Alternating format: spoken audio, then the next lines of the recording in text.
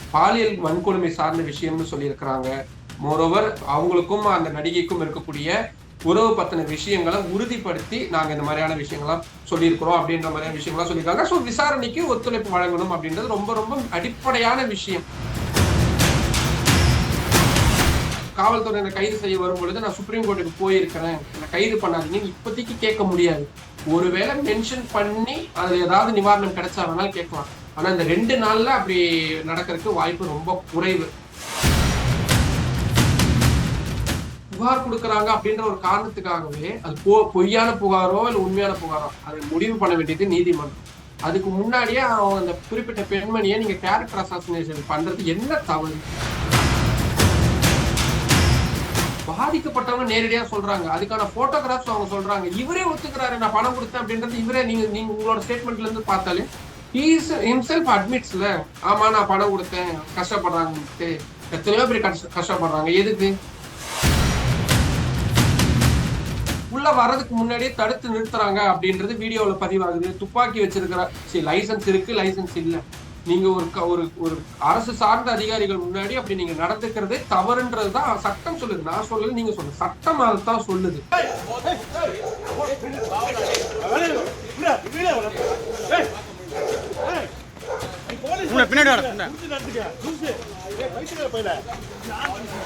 One India Tamil நேயர்களுக்கு வணக்கம். நேற்றைய தினத்திலிருந்து பரபரப்பு நியூஸா வந்திருக்கிறது அப்படின்னா, சீமானுடைய வழக்கு தான். நடிகை அவர் மேல கொடுத்த வழக்குல அவர் வலசரவாக்கம் காவல் நிலையத்துல ஆஜர் ஆகாத நிலையில அவர் வீட்டுல சம்மன் ஒட்டப்பட்டிருந்தது. அதை தொடர்ந்து அவர் உச்ச நீதிமன்றம் வரைக்கும் ஏதாவது மேல்முறையீடு, இந்த வழக்கை ரத்து செய்ய கோரி மேல்முறையீடு வரைக்கும் போயிருக்காங்க. இது பத்தி பல விஷயங்கள், தரவுகளை பத்தி பேசுறதுக்காக நம்ம நேர்காணல்ல இன்னைக்கு டெல்லியில இருந்து பத்திரிகையாளர் நிரஞ்சன் இணைஞ்சிருக்காரு. பேசலாமா? வணக்கம் சார். வணக்கம் சார். முதல் நேத்து வலசரவாக்கம் காவல் நிலையத்துல இருந்து சீமானுடைய வீட்டு கேட்ல போய் சம்மன் ஓட்டுறாங்க. அந்த சம்மனை கிழிச்ச உடனே அங்க ஒரு பரபரப்பான ஒரு சூழல் ஏற்படுது. காவலாளர் அமல்ராஜ வந்து அரெஸ்ட் பண்றாங்க. அவரை போலீஸ வந்து கைத்துப்பாக்கி வச்சு நீட்டினாரு, மிரட்டினாரு அப்படின்னு சொல்லி இன்னைக்கு காலையில அந்த அமல்ராஜ அரெஸ்ட் பண்ண காவல் ஆய்வாளர் பிரவீன் மேல ஒரு வாரண்ட் வருது. நேற்று இந்த ஒரு சம்பவம் நடக்குது, இன்னைக்கு பிரவீன் மேல அந்த வாரண்ட் வருது. இதை எப்படி பாக்குறது சார்? என்னன்னா, இந்த வழக்க உச்ச நீதிமன்றத்துல இவங்க ரொம்ப சிக்கலாக்குறாங்களோ அப்படின்ற மாதிரிதான் நம்ம பார்க்க வேண்டியதா இருக்கு. ஏன்னா ஹைகோர்ட் சொல்லிட்டாங்க, டைம் பிக்ஸ் பண்ணிருக்கிறது யாரு? ஹைகோர்ட். சோ 12 வாரத்துக்குள்ள முடிக்கணும்னு சொல்லி இருக்கிறாங்க. அதுவும் இல்லாம அவங்க அப்சர்வ் பண்ணிருக்கிற விஷயங்கள்லாம் பாருங்களேன். இந்த கேஸ் ரொம்ப ரொம்ப சென்சிட்டிவான விஷயம், ரொம்ப தீவிரமான விஷயம்னு சொல்லியிருக்கிறாங்க. பாலியல் வன்கொடுமை சார்ந்த விஷயம்னு சொல்லியிருக்கிறாங்க. மோரோவர் அவங்களுக்கும் அந்த நடிகைக்கும் இருக்கக்கூடிய உறவு பத்தின விஷயங்களை உறுதிப்படுத்தி நாங்க இந்த மாதிரியான விஷயங்கள்லாம் சொல்லியிருக்கிறோம் அப்படின்ற மாதிரியான விஷயங்கள்லாம் சொல்லியிருக்காங்க. ஸோ விசாரணைக்கு ஒத்துழைப்பு வழங்கணும் அப்படின்றது ரொம்ப ரொம்ப அடிப்படையான விஷயம். அது 14 வருஷமோ இப்ப மீ டூ எடுத்துக்கோங்களேன். 30 வருஷத்துக்கு முன்னாடி நடந்த விஷயங்களை நீதிமன்றங்கள் விசாரணை நடத்தி இருக்கிறாங்க. கரெக்ட் தானே? ஒண்ணு இல்ல, முன்னாள் மத்திய இணையமைச்சர் அக்பர் அவரு ஜேர்னலிஸ்டா இருக்கும் பொழுது பெண்கள் கிட்ட அவர் தவறா நடந்துக்கிட்டாருன்ற ஒரு விஷயம், அது நடந்தது கிட்டத்தட்ட 15-20 வருஷத்துக்கு முன்னாடி.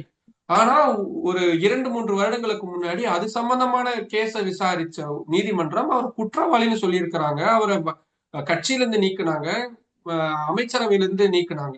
எத்தனை வருஷம் ஆனாலும் புகார்கள் அப்படின்றதுக்கான முகாந்திரம் இருக்கு அப்படின்னா, ஒரு ஒரு கொலை கேஸை எடுத்துக்கோங்களேன். அந்த டைம்ல அந்த கேஸ்ல எந்த விதமான சந்தேகமும் இல்லைன்னு முடிச்சு வச்சிருவாங்க. ஆனா ஒரு 5 வருடங்கள் கழிச்சு, ஒரு 7 வருடங்கள் கழிச்சு, 10 வருடங்கள் கழிச்சு அதுல ஒரு சந்தேகம் இருக்குன்னு யாராவது புகார் கொடுத்தாங்கன்னா அது விசாரணையை எடுத்துக்கணும். எடுத்துக்கலனாதான் நம்ம உடனே நீதிமன்றங்களுக்கு போவோம். நீதிமன்றம் ஆமாமா இதுல அவங்க சொல்லியிருக்கிறதா உண்மை, விசாரணை நடத்துங்கன்னு உத்தரவு போட்டாங்கன்னா காவல்துறை அதெல்லாம் எப்படிங்க, நாங்க ஏற்கனவே நாங்க விசாரிச்சு முடிச்சிட்டோம், நீங்க யாருங்க எங்களுக்கு விசாரணை நடத்துக்குன்னு சொல்ல முடியுமா?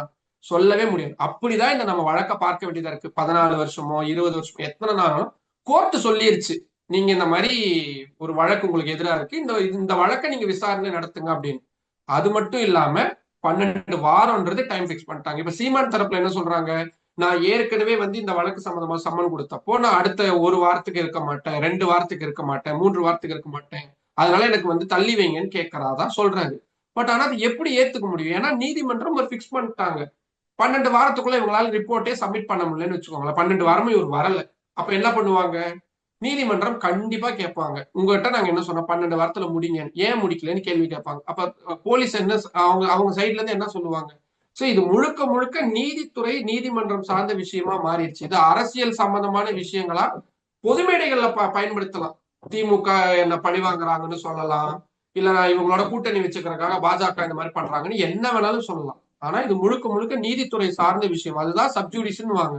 அப்படியான ஒரு விஷயமா மாறினதுக்கு அப்புறம் இதை ரொம்ப சிக்கலாக்கிறதுக்காகவே இவங்க இப்படி பண்றாங்களோ அப்படின்றதான் நம்ம இந்த விஷயத்துல பார்க்க வேண்டியதா இருக்கு. ஆனா சீமான் இன்னைக்கு செய்தியாளர் சந்திப்புல சொல்றாரு, வழக்கு வலசரவாக்கம் காவல் நிலையத்துல இருக்கு. அந்த காவல்துறையினர் வந்து நோட்டீஸ் விட்டுறாங்க. அதை ஒட்டி கொஞ்ச நேரத்துல நீலாங்கரை காவல் ஆய்வாளர் அங்க வரதுக்கான எதுக்கு வரணும், திட்டமிட்டு நடத்தப்படுறதுங்கிறாரு. அதுதான் ஏன் வந்தாங்க? அங்க சம்மன் ஒட்டி இருக்கிறாங்க. சோ இவர் சம்பந்தப்பட்ட நபர் இல்லைன்றாங்க. உள்ள அவங்க சம்மனை வாங்க ஒத்துக்கிட்டாங்களா ஒத்துக்கலையான்றது எதுவுமே நமக்கு தெரியாது. அவங்க அந்த சம்பவம் எல்லாம் நடந்து முடிஞ்சதுக்கு அப்புறம் என்ன சொல்றாங்க? அந்த சம்மனை கிழிக்கிறதுக்கான அவசியம் என்னவா இருக்குது? இந்த கேள்விகள் தான் ரொம்ப சாதாரணமான கேள்வி. இப்போ நீங்க ஒரு அரசு அதிகாரிய அப்ஸ்ட்ரக்ட் பண்றீங்க, நீங்க அவங்களை வேலை செய்ய விடாம தடுக்கிறீங்க அப்படின்னா இது ஒரு வகையிலான நான் பெயிலபிள் கேஸாவும் மாறுறதுக்கான வாய்ப்புகள் இருக்கு. சோ நம்ம சட்டங்கள் அதுதான் சொல்லுது. இப்போ அதை விசாரிக்க தான் அவர் வராரு. அந்த வீடியோக்கெல்லாம் நம்ம இதுல வந்து யார் பக்கம் சரி யார் பக்கம் தவறுன்றது முடிவுக்கு நானும் நீங்களும் வர முடியாது. Because we are not a judge, we are not a court. ஆனா அத வந்து இன்னும் கொஞ்சம் சென்சிட்டிவா இன்னும் கொஞ்சம் அவங்க இதுவா அணுகி இருக்கலாமோ? இப்ப இப்போ ஒருவேளை இப்ப காவல்துறை அத்துமீறி எங்க வீட்டுக்குள்ள வந்துட்டாங்க அப்படின்ற மாதிரியான புகார்களை எடுத்துட்டு போயிருக்கலாம். அன்லெஸ் அன்டில் இவங்க என்ன பண்ணியிருந்திருக்கணும், அதை ஏற்றுக்கொள்ளும் பட்சத்துல. ஆனா இவங்க தான் முன்னாடியே காவலர்கள் உள்ள வர விடாம தடுக்கிறது. என்ன காரணமா வேணாலும் இருக்கலாமே. இப்போ நீங்க சம்பந்தப்பட்ட ஜூரிஸ்டிக்ஷன் இல்லாம நீலாங்கரையில இருந்தோ வேற ஏதோ ஒரு விஷயங்களுக்கு வராங்க. வேற ஏதாவது புகாருக்கா கூட இருக்கலாம். உள்ள வர்றதுக்கு முன்னாடியே தடுத்து நிறுத்துறாங்க அப்படின்றது வீடியோல பதிவாகுது. துப்பாக்கி வச்சிருக்கிற லைசன்ஸ் இருக்கு, லைசன்ஸ் இல்ல. நீங்க ஒரு ஒரு அரசு சார்ந்த அதிகாரிகள் முன்னாடி அப்படி நீங்க நடந்துக்கிறதே தவறுன்றதுதான் சட்டம் சொல்லுது. நான் சொல்லல, நீங்க சொல்ல சட்டம் அதைத்தான் சொல்லுது.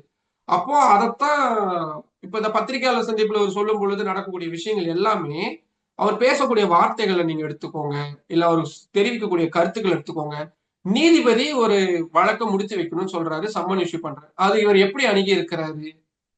நான் எப்ப வருவேனோ அப்பதான் வருவேன் அப்படின்ற மாதிரியான துணியில பேசுறதெல்லாம் எந்த நீதிமன்றம் வந்து அதை ஏத்துக்குவாங்க? இப்ப இந்த விஷயங்கள அதான் நான் ஏற்கனவே சொன்ன மாதிரி இந்த விஷயங்கள இன்னும் சிக்கல் நிறைந்ததாதான் இவங்க மாத்திருக்காங்க இவங்களுடைய செயல்பாடு. அரசியல் சார்ந்த விஷயங்களுக்குள்ள நம்ம போகவே வேண்டாம். ஆனா ஒரு ஒரு லீகலான விஷயமா பார்க்கும் பொழுது இப்போ அவங்க உள்ள வந்தாங்க பாருங்க, ஒரு பெண்மணி மட்டும் இருக்கக்கூடிய வீட்டுக்குள்ள அத்துமீறி காவல்துறை வந்துட்டாங்க அப்படின்னு சொல்லி புகார் தெரிவிச்சு நீதிமன்றத்துக்கு போயிருந்தாங்கன்னா இவங்க இந்த விஷயமே வேற மாதிரி இருக்கும். இத்தனைக்கும் அவங்க எல்லாருமே வழக்கறிஞர்களா இருக்கக்கூடிய விஷயம். எல்லாருக்குமே இதோட கான்சிக்வன்சஸ் எல்லாமே தெரியும். தெரிஞ்சும் ஏன் இப்படி பண்ணாங்க அப்படின்றதுதான் புரியவே மாட்டேங்குது. இப்ப உச்ச நீதிமன்றத்துல மேல்முறையீடு செஞ்சிருக்காங்க. இந்த ஒரு பக்கம் வந்து ஒரு காவல் நிலையத்துக்கு நிலையத்துல ஆஜராகாம தள்ளி போட்டுக்கிட்டே வராரு. இது ரெண்டுத்தையும் நம்ம ஒப்பிட்டு பார்க்கலாமா? அந்த விசாரணை சீக்கிரம், அந்த விசாரணைய வந்து வர வரைக்கும் நம்ம காவல் நிலையத்துக்கு போகக்கூடாதுங்கிற ஒரு முடிவோட இருக்காருங்கிறத எடுத்துக்கலாமா? இல்ல நம்ம உறுதியா அதை சொல்லலாம். ஏன்னா நான் ஃபீல்டுக்கு நான் உட்காந்து பேசுறது வேணா ஸ்டுடியோல இந்த லைவுக்காக வேணா நான் பண்றதா இருக்கு. ஆனா நான் ரெகுலரா ஃபீல்டுக்கு போகக்கூடியது 10 வருஷமா சுப்ரீம் கோர்ட்ட பக்கத்துல இருந்து டெய்லி டே டு டே பேசிஸ்ல நான் அதை ஃபாலோ பண்ணக்கூடிய ஒரு ஜேர்னலிஸ்ட்ன்றதுனால நான் தெளிவா சொல்றேன். அவங்க இப்ப எடுத்துட்டு இருக்கக்கூடிய ஸ்டாண்டர்ட் அட்வொகேட்ஸ் நிறைய பேர்ட்ட பேசுனதை வச்சு சொல்றேன். அவங்க திங்கட்கிழமை இந்த வழக்கை எப்படியாவது விசாரணைக்கு எடுத்துட்டு வந்துடணும். அதாவது அவசர வழக்கு அர்ஜென்ட் கேஸா எடுத்துட்டு வந்துடணும்னு முயற்சி பண்றாங்க. ஒண்ணு. ரெண்டாவது, சென்னை ஹைகோர்ட்டுடைய ஆர்டருக்கு எப்படியாவது ஒரு இன்ட்ரீம் ஸ்டே இடைக்கால தடை வாங்கிடணும். என்ன விஷயம்? சீமானுக்கு எதிரான வழக்கை தொடர்ந்து நடத்துங்க, 12 வாரத்துக்குள்ள விசாரிச்சு முடிங்கன்னு சென்னை ஹைகோர்ட் சொன்னாங்க பாத்தீங்களா? அந்த விசாரணைக்கு எப்படியாவது இடைக்கால தடை வாங்கிடணும்னு முயற்சி பண்றாங்க. இது எல்லாத்தையும் விட மிக முக்கியமானது கைது நடவடிக்கையை எப்படியாவது தவிர்த்தரணும் சீமான் அவர்கள். அதுதான் ரொம்ப ரொம்ப முக்கியம். ஏன்னா இவரு அப்செக்ட் பண்ணியிருக்கிறாங்க. ஒரு நோட்டீஸ வந்து இவங்க ரிசீவ் பண்ணல. அதனால அதுவும் இல்லாம அதை கிழிச்சு எரிஞ்சிருக்கிறாங்க. வெளியே இன்னைக்கு ஒரு போர்டு வச்சிருக்காங்க. எனக்கு தெரியல அது ஏன் அப்படி வச்சாங்கன்னு. இப்ப இந்த சம்மன் இஷ்யூ பண்றதுல லீகலா ஒரு மிக முக்கியமான விஷயம் இருக்கும். நீங்க சம்பந்தப்பட்ட நபர்கிட்ட நேரடியா கொடுக்கலாம், போஸ்டர்ல கொடுக்கலாம். இல்லாட்டி யாருமே வாங்கறதுக்கு ரெடியா இல்லை. ஏன்னா கையெழுத்து போடணும். இப்ப உங்களுக்கு ஒரு சம்மன் இஷ்யூ பண்றாங்க கோர்ட்ல இருந்து அப்படின்னா, நான் வந்து உங்ககிட்ட குடுத்துட்டு மட்டும் போயிட முடியாது. நீங்க அதுக்கு நான் வாங்கிக்கிட்டேன்னா ஒரு ஒப்புதல் குடுக்கணும். நீங்க அது ஏஜென்ட்டா இருக்கலாம், இல்ல ஃபேமிலி மெம்பர்ஸா இருக்கலாம். அது மாறுபடும். ஆனா இப்படி எதுவுமே பண்ணாம நான் வெறுமனே குடுத்துட்டு போ முடியாது. அப்படி வாங்கல அப்படின்னா என்ன பண்ணுவாங்கன்னா, பாசிவ் அப்படின்னுவாங்க. அதாவது முக்கியமான கண்ணுக்கு தெரியக்கூடிய இடத்துல நீங்க வந்து அத ஒட்டிட்டு போணும். இல்லாட்டி ஒட்டுறதுன்னா நம்ம வீட்டுக்கு பின்னாடி கொல்லைப்புறத்துல போய் ஏதாவது ஒரு இடத்துல ஒட்டிட்டு போயிடலாமே. அது எதுக்குன்னா, இப்படி உங்களுக்கு இதுல இன்னொரு இருக்கு.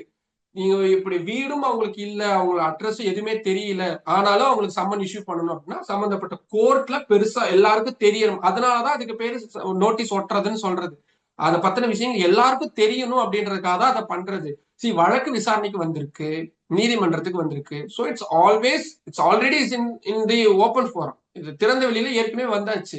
சம்மன் ஓட்டுறதா நாங்க இப்ப நீங்க ஒரு போர்டு வச்சிருக்காரு, இந்த இடத்தில் மட்டும் தான் நீங்க வந்து சம்மன் ஓட்டணும்னு போர்டு வச்சிருக்காரு. அது ஏன் அதெல்லாம் பண்றாங்கன்னு எனக்கு தெரியல. இது எல்லாத்தையுமே உச்ச நீதிமன்றத்துல காவல்துறை எடுத்து சொல்லும் பொழுது, நீதிமன்றம் இது எப்படி வந்து என்டர்டைன் பண்ணுவாங்கன்னு நினைக்கிறீங்க? இல்ல இல்ல அது எப்படிங்க நீங்க ஆனாலும் செவுத்துல இதுக்கு எப்படி சீமானுடைய மனைவி கயல்விழி சொல்றாங்க, நான் வீட்டுல தானே இருந்தேன், அவங்க ஏன் ஒட்டணும்ன்ற அவசியம் இல்லையே, நான் இருக்கும்போது என்கிட்ட எடுத்துட்டு வந்து கொடுத்துருக்கலாமேங்கிறாங்களே. அதத்தான் அவங்க ஒருவேளை அவங்க அதுதான் இப்ப அவங்க சொல்றது உண்மையா இல்ல காவல்துறை சொல்றது உண்மையான்றது நம்ம முடிவு பண்ணவே முடியாது.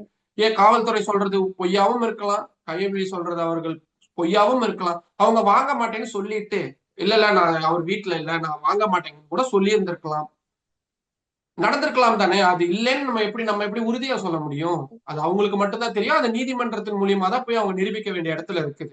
காவல்துறை அதுக்கு என்ன சொல்றாங்க? அவங்ககிட்ட கொடுத்தோன்னு சொல்றாங்க. காவல்துறையுடைய பதிலே நம்ம பார்க்க வேண்டியதா இருக்குல்ல. சோ அப்ப அதனாலதான் ஓட்டியிருக்காங்க. அப்ப அதை அவங்க கிழிச்சு எடுத்துட்டு வந்ததுல அது எதுக்கு அதை பண்ணணும்? சிக்கலாகும்னு தெரியும். அது எதுக்கு அவங்க பண்ணாங்க? வரக்கூடிய காவல்துறையினரை உள்ள அலோவ் பண்ணியிருந்திருக்கணும். சரி உள்ள அலோவ் பண்ணலையா, அதுக்கு ப்ராப்பரான ஒரு ஒரு முறை அப்படின்றது இருந்திருக்கும். நீங்க ஏன்னா எல்லாருமே வழக்கறிஞர்கள் எல்லாருக்குமே தெரியும். அதை அவங்க பண்ணியிருந்திருக்கலாம். அதையும் அவங்க பண்ணாம விட்டாங்க. இப்ப உச்சநீதிமன்றத்துல அவங்க கேட்கறது இந்த கேஸுங்களை எப்படியாவது ஸ்டே பண்ணணும், கைது நடவடிக்கை எடுக்கக்கூடாது அப்படின்னு. ஆனா இவங்க இவ்வளோ விஷயங்கள் பண்ணியிருக்கிறதுல உதாரணத்துக்கு சீமான் அவர்கள் பத்திரிகையாளர் சந்திப்புல நடிகை விஜயலட்சுமி குறித்து பேசின விஷயங்கள் நீங்க எடுத்துக்கோங்க. ஜட்ஜஸ் பத்தி அவர் பேசின விஷயங்களை எடுத்துக்கோங்க. விசாரிக்கக்கூடிய காவல்துறையினரை பத்தி அவர் பேசிக்கக்கூடிய விஷயங்களை எடுத்துக்கோங்க. இது நான் 10 வருஷமா பாக்குறேன்றதெல்லாம் நான் சிம்பிளா ஒண்ணு சொல்றேன். இது சீமான் அவர்கள் எப்படி இதை அணுகி இருக்கலாம் அப்படின்னா, வழக்கு நீதிமன்றத்தில் இருக்குது. வழக்கின் விசாரணைக்கு முழு ஒத்துழைப்பை நான் கொடுத்துக்கிட்டு இருக்கிறேன். நீதிமன்றத்தில் இருக்கக்கூடிய விஷயங்களை பத்தி நான் எந்த கருத்து சொல்லக்கூடாது. நீங்க நிறைய டைம் நோட் பண்ணிருக்கீங்களா? இப்ப காவேரி பத்தி திடீர்னு போய் துரைமுருகன் அவர்கிட்ட கேட்போம். அவர்கிட்ட பதில் இல்லாட்டி அவர் என்ன சொல்லுவாரு? நீதிமன்றத்துல இந்த விஷயம் போயிட்டு இருக்கு, இந்த நேரத்துல ஏதாவது சொன்னா சிக்கலாயிரும், நான் சொல்ல மாட்டேன்னு சொல்லிடுவாரு. கரெக்டா? இது பெரும்பாலும் அப்படிதான் அணுகுவாங்க. ஒருவேளை அப்படி அணுகி இருந்தாருன்னா இது இவ்வளவு பேசு பொருளாவோ இல்ல இவ்வளவு இதுவாவோ மாறி இருக்காது. இன்னைக்கு டைம்லைன் ஃபுல்லா தான் இருக்கு. எல்லா மீடியாஸும் இதைத்தான் விவாதிக்கிறாங்க. எல்லாம் இதுவா போயிருக்கு. நீதிமன்றம் இதை கவனிப்பாங்க. தமிழ்நாடு கவர்மெண்ட்டுக்கு ஒருவேளை காவல்துறையினர் விசாரணையை அவங்களுடைய தரப்பை கேட்கும் பொழுது காவல்துறை இது எல்லாத்தையுமே அவங்க எடுத்து சொல்ல போறாங்க.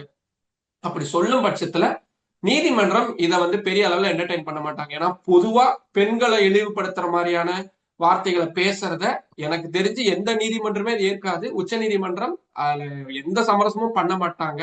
அதனால நான் அப்படிதான் நானும் பாக்குறேன். இன்னைக்கு செய்தியாளர் சந்திப்புலயும் அவர் பேசியிருக்கக்கூடிய விஷயம், அவர் பேசியிருக்கக்கூடிய பயன்படுத்திருக்கக்கூடிய வார்த்தைகள் அப்படிங்கிறது, சோளக்காட்டுல நான் கூட்டிட்டு போய் குண்டுகட்டா தூக்கிட்டு போய் கற்பழிச்சா மாதிரி பேசிக்கிட்டு இருக்காங்க, ஒரு காலேஜ் பெண்ணை கற்பழிச்சா மாதிரி பேசிக்கிட்டு இருக்காங்க அப்படிங்கிற இதே வார்த்தைகளை சொல்றாரு. இதை நீங்க எப்படி பாக்குறீங்க? இது இப்போ நீங்க அரசியல் சார்ந்த விஷயமா இருந்தாலும் ஒரு டெக்கோரம் அப்படின்றது இருக்கு, ஒரு டீசன்சின்றது இருக்கு. இது எப்படி வந்து ஒரு பொது வெளியில எப்படி பேச முடியும்? இதை இந்த மாதிரியான ஒரு வார்த்தைகளை ஏன் அப்போ 70 வயசு ஒரு ஒரு ஒரு ஒரு ஒரு வயதான முதிர்ந்த ஒரு பெண்ணையோ இல்ல அவங்களுக்கு விருப்பம் இல்லாம பண்ணா அப்ப சரின்ற மாதிரியான ஒரு விஷயமா அவர் சொல்ல வர்றாரு. எனக்கு புரியல அது. உங்க மேல பொய் புகார்னே இருக்கட்டுமே, என்ன வேணாலும் இருக்கட்டுமே, ஆனா நீங்க அதை எப்படி அணுகுறீங்க? ஒரு ஒரு பாதிக்கப்பட்ட பெண் கொடுத்து அப்போ இவர் அட்மிட் பண்ணிக்கிறாரா? அப்படின்னா நான் வந்து சின்ன வயசு பொண்ணுங்களை எதுவும் நான் பண்ணல, இந்த மாதிரி ஒரு நடிகையா இருக்கிறவங்களதான் நான் இப்படி பண்றேன் அப்படின்னு அவங்க இந்தியன் கான்ஸ்டியூஷன் என்ன சொல்லுது? இல்ல நீங்க ஒரு ஒரு ஜட்ஜ்மெண்ட்ஸ் நீங்க சுப்ரீம் கோர்ட் நிறைய ஜட்ஜ்மெண்ட்ஸ் நீங்க எடுத்துக்கோங்க. பாலியல் தொழில் செய்யறாங்க பார்த்தீங்களா, அவங்களாவே இருந்தாலும் அவங்களுடைய விருப்பத்திற்கு மாறா அவங்களை நீங்க தொட்டீங்கன்னா அது பாலியல் வன்கொடுமை தான். அவங்க பணத்தை வாங்கிட்டு பண்றாங்கன்றதுக்காக மட்டுமே அவங்களுக்கு விருப்பம் இல்லாம நீங்க அவங்களை தொட்டீங்க அப்படின்னா இட்ஸ் ஆல்சோ ரேப். அதுவும் ஒரு பாலியல் வன்கொடுமை தான். அப்படி இருக்கும் பொழுது அவங்களுக்கு சரி நம்ம எதையுமே ஒருத்தவங்களை தரம் உயர்த்தியோ ஒருத்தவங்களை தரம் தாழ்த்தியோ நம்ம பேசுறதுக்காக இல்லை. பெண்கள்னா அவங்களோட விருப்பம் இல்லாம கணவன் ஒரு மனைவிய விருப்பம் இல்லாம தொடராருன்னா நீங்க போய் கேஸ் கொடுக்க முடியும், செக்ஷுவல் ஹராஸ்மெண்ட் கேஸ் கொடுக்க முடியும். அப்படின்னா ஹி ஹிம்செல்ஃப் அட்மிட்ஸ், ஆமா நான் வந்து வேற அவங்க இதெல்லாம் பண்ணல, நான் இவங்களதான் பண்ணியிருக்கிறேன், அவங்க நடிகையா இருக்கிறாங்க, அவங்க வயதானவங்க, அதனால அவங்க உடனாடி எப்படி பண்ணிட்டேன் அப்படின்னு அவரே அட்மிட் பண்ணிக்கிறாரான்றதான் ஒரு கேள்வியா இருக்கு. ரெண்டாவது இன்னொரு மிக முக்கியமான விஷயம், நீங்க செக்ஷுவல் எக்ஸ்ப்ளாய்ட்மெண்ட் அப்படின்றது நீங்க எந்த சுப்ரீம் கோர்ட்டோட நிறைய ஜட்மெண்ட்ஸை நம்மளால ரெஃபர் பண்ணி பார்க்க முடியும். ஒருத்தவங்க கல்யாணம் பண்ணிக்கிறேன்னு சொல்லி அவங்களோட இந்த மாதிரியான உறவு வச்சுக்கிட்டு அதுக்கப்புறம் கல்யாணம் பண்ணிக்க மாட்டேன்னு மறுக்கிறாங்க அப்படின்னா இட்ஸ் ஆல்சோ செக்ஷுவல் அஃபெண்ட். நீங்க அவங்களுக்கு போலியான ஒரு ஒரு வாக்குறுதியை கொடுத்துருக்கிறீங்க. அது என்ன சொல்லுவாங்க, கன்சென்ட், ஓகே, ரெண்டு பேரும் மனம் ஒத்துதான் அதை பண்ணாங்க, மனம் ஒத்து போய் தான் அவங்க ரெண்டு பேரும் அந்த மாதிரியான ஒரு உறவுல இருந்தாங்கன்னு சொல்லுவாங்க. ஆனா அதுக்கு காரணம் அவங்க மனம் ஒத்துக்கிறதுக்கு என்ன காரணமா இருந்துச்சு? அப்போ இவங்க கொடுத்த ஏதோ ஒரு வாக்குறுதி, அந்த வாக்குறுதியை மீறும் பட்சத்துல அதுதான் செக்ஷுவல் ஹராஸ்மெண்டா மாறும். இது எல்லா கேஸ்லயுமே, இது மெயினான கேஸ்ல எல்லாத்துலயுமே சொல்லப்படுறது. இப்ப நீங்க ஒரு ஒரு லிவிங் ரிலேஷன்ஷிப்ல இருக்கக்கூடியவங்களோட பெரும் பிரச்சனையாவே மாறி இருக்குது, அதுதான் இருக்குது. இவன் என்ன கல்யாணம் பண்ணிக்கிறேன், என் கூடவே இருந்தான் 1 வருஷம் 2 வருஷம், ஆனா இப்ப வந்து மாட்டேன்னு சொல்றான், அது மேல கேஸ் ஃபைல் பண்ணா கேஸ் ஃபைல் ஆகும். நம்மளுடைய ஜுடிஷியல் அதுதான் சொல்லுது. அப்போ இவருடைய வார்த்தைகள் மூலியமாவே அவர் பண்ண தப்ப ஒத்துக்கிட்டாரு அப்படின்றத நம்ம பார்க்க வேண்டியதா இருக்கு. இன்னைக்கு சீமான் மற்றும் சீமானுடைய மனைவி 2 பேரும் தனித்தனியா கொடுத்திருக்கக்கூடிய செய்தியாளர் சந்திப்புல 2 பேருமே முரணா பேசியிருக்காங்க. செய்தியாளர்கள் 2 பேர்கிட்டயுமே கேக்குறாங்க, நடிகைக்கு 2 கோடி ரூபாய் நிதி கொடுத்ததை பத்தி கேக்குறாங்க. இல்ல சீமானுடைய மனைவி அவங்களுக்கு நாங்க கொடுக்க வேண்டிய 2 கோடி ரூபாய் கொடுக்க வேண்டிய அவசியமும் இல்லை, நாங்க கொடுக்கவே இல்லைங்கிறாங்க. இன்னொரு பக்கம் சீமான் நாங்க அவங்க வந்து 15 வருஷம் கழிச்சு நாங்க சாக போறோம்னு மிரட்டினாங்க, அதனால என்னோட உதவியாளர் கிட்ட சொல்லி அவங்களுக்கு ஏதாவது உதவி செய்யுங்கன்னு தான் சொன்னோம், அப்படிதான் ஒரு 2-3 மாசம் கொடுத்தாங்க அப்படின்னு இவங்களோட 2 பேர்கிட்டயுமே ஒரு முரணை பார்க்க முடியுது. சோ இப்ப இந்த மாதிரியான முரண்பாடுகளான ஒரு ஸ்டேட்மெண்ட்ஸை கொடுக்கும் பொழுது இப்ப சீமான் அவர்களையும் தாண்டி அவருடைய குடும்பம், அவருடைய நெருங்கிய வட்டாரத்துக்குள்ள இருக்கக்கூடியவங்களையும் இது விசாரணை வளையத்துக்குள்ள கொண்டு வர்றதுக்கான வாய்ப்பாகும். இப்ப ஏன்னா பணம் கொடுத்திருக்கிறத அவர் அட்மிட் பண்றாரு, இவங்க இல்லைன்றாங்க. அப்போ ஏன் பணம் கொடுத்தாங்க, யார் பணம் கொடுத்தாங்க, எப்ப பணம் கொடுத்தாங்க, எதுக்கு பணம் கொடுத்தாங்க, இந்த 4 கேள்வி எழுமா. இப்ப யாரு கொடுத்தாங்கன்னா யாருக்கிட்ட இவர் கொடுத்து விட்டாரு, அவங்க போய் என்ன பேசினாங்க, எப்ப கொடுத்தாங்க. சோ இப்ப இவங்க எல்லாருமே அந்த விசாரணை வளையத்துக்குள்ள வர வேண்டிய ஒரு சூழல் அப்படின்றது ஏற்பட்டுரும். மோரோவர் ஒருத்தவங்க மிரட்டுறாங்க, த்ரெட்டன் பண்றாங்கன்னா நீங்க எதுக்கு பணம் கொடுக்கணும்? அவங்க அவங்க பல வருஷங்களா சொல்லிக்கிட்டே இருக்கக்கூடிய விஷயம். நான் என்ன சொல்றேன்னா, டிஃபர்மேஷன் பண்ணிருக்கலாமே அவங்கள. இந்த மாதிரி இவங்க வந்து என் மேல அவதூறான கருத்துக்களை தொடர்ந்து சொல்லிக்கிட்டே இருக்கிறாங்க, எனக்கு வந்து இதனால மன உளைச்சல் ஆகுது, அதனால அவங்க அவங்க இந்த மாதிரி பேசக்கூடாதுன்னு தடை உத்தரவு பிறப்பீங்கன்னு அவங்க கேட்டிருந்துருக்கலாம். இல்ல இது நீதிமன்றத்திலே நாடிக்கிற ஒரு மேல எந்த தவறுமே இல்லை அப்படின்னு வரும் பட்சத்துல அதை நீங்க நீதிமன்றத்தின் மூலியமா நாடி நீங்க நிவாரணம் பெற்றிருக்க வேண்டியதுதான். இப்போ முன்னுக்கு பின் முரணான ஸ்டேட்மெண்ட்ஸ் கொடுக்கறது, நான் சம்மன் வாங்க மாட்டேன்னு சொல்றது, இல்ல நான் வந்து நேர்ல வரமாட்டேன்னு சொல்றது, இது வழக்குகளை தான் மேலும் மேலும் சிக்கலாக்கும். இப்போ நீதிமன்றத்துல இவங்க போய் நின்று முன்னாடி சொல்லும் பொழுது கூட உங்களுடைய கடந்த கால நடவடிக்கைகளுக்கு சம்பந்தமா இருக்கும் பாத்தீங்களா, அதுவும் இந்த மாதிரியான ரொம்ப சென்சிட்டிவான ரொம்ப சென்சிபிளான கேஸ்ல அது ரொம்ப ரொம்ப தீவிரமான விஷயமா இருக்கும். அப்போ அவங்க கிட்ட ஸ்டேட்மெண்ட் வாங்குவாங்க. அதுதான் இத வந்து ரொம்ப எளிமையா ஓரளவுக்கு சிம்பிளா முடிச்சிருக்க வேண்டிய ஒரு விவகாரத்தை, அணுகி இருக்க வேண்டிய ஒரு விவகாரத்தை இவர் ரொம்ப சிக்கலாக்கிட்டாங்களோ, அது அரசியல் காரணங்கள்னு சொல்லி அதை ரொம்ப சிக்கலாக்கிட்டாங்களோ அப்படின்ற மாதிரியான விஷயமா தான் நம்ம திருப்பி திருப்பி அதை பார்க்க வேண்டியதா இருக்கு. இன்னைக்கு செய்தியாளர் பேட்டி கொடுக்கும் போது அவர் சொல்றாரு, நான் காவல் நிலையத்துக்கு என்னால எப்ப முடியுமோ அப்பதான் நான் வருவேன் அப்படின்னு. நீங்க உச்சநீதிமன்றம் அவர் போறதுக்கான காரணமே கைது நடவடிக்கைகளை குறைக்கணும் அப்படிங்கிறதுக்காக தான். ஒருவேளை அவர் காவல் நிலையத்துல போய் ஆஜராகாத நிலையிலேயே வந்து அவர் மேல பிடிவாரண்டன்னு கொடுக்கப்படும், அப்ப கைது நடவடிக்கைகள் எடுக்கதான முயற்சி செய்வாங்க. அப்ப எப்படி அந்த கைது நடவடிக்கை இல்ல இப்ப சுப்ரீம் கோர்ட்ல நடந்திருக்கிறதுக்கும் தமிழ்நாடு கவர்மெண்ட் அவர் மேல ஆக்ஷன் எடுக்காம இருக்கிறதுக்கும் எந்த சம்மந்தமும் இல்லை. ஏன்னா டைரி நம்பர் ஆகல. டைரி நம்பர்னா ஒரு வழக்கிற்கான எண் அப்படின்றது கொடுப்பாங்க, அது ஆகல. அது எப்போ ஆகும், வழக்கு எந்த விதமான இவங்க தாக்கல் செஞ்சிருக்கக்கூடிய மனுவுல டிஃபெக்ட்ஸ் அப்படின்னுவாங்க, அதாவது பிழைகள் இருக்கும். நம்பர் சரியா குறிப்பிடாம இருப்பாங்க, கையொப்பம் சரியா போடாம இருப்பாங்க, இல்ல பேப்பர் மாறி மாறி வச்சிருப்பாங்க. இப்ப இந்த மாதிரியான நேரங்கள்லாம் அது டிஃபெக்ட்ஸ் அப்படின்னுவாங்க. டிஃபெக்ட்ஸ் கிளியர் ஆனா மட்டும்தான், என்ன வழக்கா வேணாலும் இருக்கட்டுமே, டிஃபெக்ட்ஸ் கிளியர் ஆனா மட்டும்தான் டைரி நம்பர் ஆகும். யாரு கொடுப்பாங்க? ரிஜிஸ்ட்ரார் கொடுப்பாங்க. ரிஜிஸ்ட்ரார் கொடுத்ததுக்கு அப்புறமா அதை வந்து திங்கட்கிழமை வெள்ளிக்கிழமைகள்ல புது வழக்குகளை வந்து விசாரணைக்கு பட்டியலிடுவாங்க. இவங்க எப்படியாவது திங்கட்கிழமை கொண்டு வந்துடணும் அப்படின்றதுக்கான தீவிர முயற்சிகள்ல இருக்கிறாங்க. இப்போ அதுக்காக மென்ஷனிங் லிஸ்ட்ல உங்க லெட்டர், அதாவது இந்த வழக்கு நான் உனக்கு தாக்கல் பண்ணியிருக்கிறேன், இது ரொம்ப ரொம்ப முக்கியமான வழக்கு, இல்லாட்டி இது வேற மாதிரி நடந்துரும், அதனால விசாரணைக்கு விரைவா பட்டியலிடுங்க அப்படின்னு சொல்லி ஒரு லெட்டர் ஒன்று எழுதி கொடுப்பாங்க. அப்படியே ரெஜிஸ்ட்ரார் கிட்ட இவங்க ஒரு லெட்டரும் எழுதி கொடுத்தாச்சு. இப்போ இந்த இன்னைக்கு வெள்ளிக்கிழமை முடிஞ்சிருச்சா, இன்னைக்கு விசாரணைக்கு எதுவும் எடுத்துட்டு வர முடியாது, அதுக்கான சான்சஸ் கிடையவே கிடையாது. சனி ஞாயிறு 2 நாள் லீவு. ஸோ திங்கட்கிழமை தான் காலையில கேஸ் நடக்கும். இப்போ டிஃபெக்ட்ஸ் இல்லாம இருந்தாதான் டைரி நம்பர் ஆயிருக்கும். டைரி நம்பர் ஆனா மட்டும்தான் நீதிமன்றத்துல போய் நீதிபதிகள்கிட்ட, நம்ம கவனிச்சிருப்போம்ல, அவசர வழக்காக நீதிபதிகள் முன்பாக முறையிட்டனர், வழக்கை விசாரணைக்கு எடுத்துக்கொள்ள நீதிமன்றம் அனுமதி வழங்கியதுன்னு நம்ம பார்த்திருப்போம், நிறைய நியூஸ்ல பார்த்திருப்போம். அந்த மாதிரி உங்க காலைல 10:30க்கு சுப்ரீம் கோர்ட்ல போய் கேட்பாங்க. இல்ல லிஸ்டே ஆயிருச்சு அப்படின்னா எந்த ஜட்ஜு முன்னாடி வருது அப்படின்றத பார்க்க வேண்டியதா இருக்கு. பொதுவாகவே எல்லாருமே ஜட்ஜுகள் எல்லாருமே இருக்கக்கூடிய விஷயங்களை தான் அணுகுவாங்க. ஆனாலும் கூட பெண்கள், பெண் ஜட்ஜுகள் இருக்கக்கூடிய அமர்வுல வந்துச்சு அப்படின்னா இது இன்னுமே ரொம்ப ரொம்ப சிவியரா பார்ப்பாங்க. இந்த கேஸை வந்து, இந்த மாதிரியான கேஸுகளை வந்து ரொம்ப சிவியரா பார்ப்பாங்க. சோ இவங்க எப்படியாவது திங்கட்கிழமை இந்த வழக்கை விசாரணைக்கு எடுத்துட்டு வந்துடணும், அப்படி இல்லாட்டி கூடுமான வரைக்கும் மென்ஷனாவது பண்ணிடணும். ஏன்னா இப்போதைக்கு இது எதுவுமே ஆகல. நீதிபதிகள் காவல்துறை என்னை கைது செய்ய வரும் பொழுது நான் சுப்ரீம் கோர்ட்டுக்கு போயிருக்கிறேன், என்னை கைது பண்ணாதீங்கன்னு இப்போதைக்கு கேட்க முடியாது. ஒருவேளை மென்ஷன் பண்ணி அதுல ஏதாவது நிவாரணம் கிடைச்சா வேணாலும் கேட்கலாம். ஆனா இந்த 2 நாள்ல அப்படி நடக்கிறதுக்கு வாய்ப்பு ரொம்ப குறைவு. ஒருவேளை காவல்துறை கைது பண்ணணும்னு நினைச்சாங்கன்னா அவங்களுக்கு வரும் திங்கட்கிழமை மென்ஷன் ஆகிற வரைக்கும் எந்த தடையும் கிடையாது அப்படின்றது நம்ம கிளாரிஃபை பண்ணிடலாம். அதே போல செய்தியாளர் சந்திப்புல நடிகைய வந்து நேரடியா கர்நாடகாவுக்கு போய் விசாரணை செய்யறாங்க. ஆனா இங்க வந்து நான் இங்கதானே இருக்கேன், வீட்டுல வந்து காவல் நிலையத்துக்கு வர சொல்றாங்க, வீட்டுல வந்து விசாரணை செய்ய மாட்டாங்க. அவங்கள வந்து நேரடியா கூட்டிட்டு வாங்க, நான் நேருக்கு நேர் உட்காந்து விசாரணைக்கு பதிலளிக்க தயார் அப்படிங்கிற ஒரு சவால் விடக்கூடிய ஒரு தொனியிலேயே பேசியிருக்காரு. நீங்க எப்படி பாக்குறீங்க சார்?